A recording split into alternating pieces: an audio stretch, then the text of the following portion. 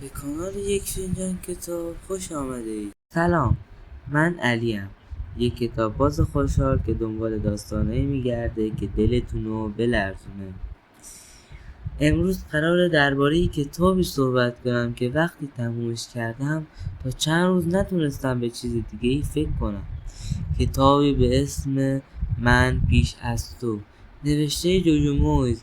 اگه تا حالا این کتاب رو نخوندی فقط اینو بدون آماده یه طوفان احساسی باش. این داستان یه رمان عاشقانه است، ولی نه مثل اونایی که قبلا خوندی. این یه داستان عاشقانه با طعم تلخ، تصمیم‌های سخت، حق انتخاب و مرز بین عشق و آزادی. خلاصه داستان: لویزا دختریه پر انرژی و ساده که بعد از مدتی بیکاری یه شغل غیر منتظره قبول میکنه. مراقبت از ویل ترینر، مردی ثروتمند و باهوش که بعد از یه تصادف به طور کامل فلج شده.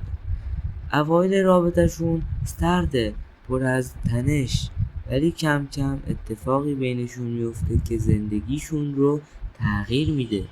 چه چیزی بین عشق و درک متقابل، اما این یه عشق ساده و معمولی نیست.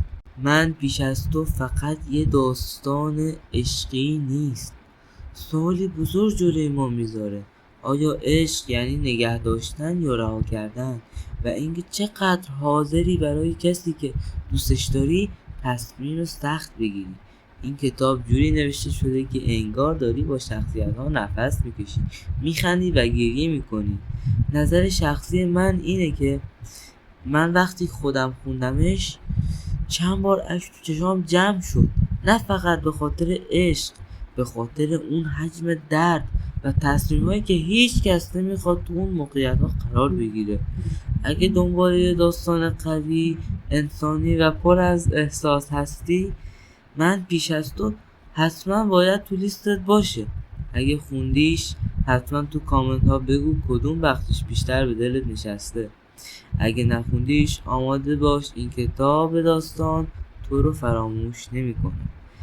اگه از معرفی کتاب ها خوشت میاد لایک کن و سابسکرایب یادت نره تا معرفی بعدی دلگرم و ذهنت پر از داستان های خوب باشه. فعلا خداحافظ.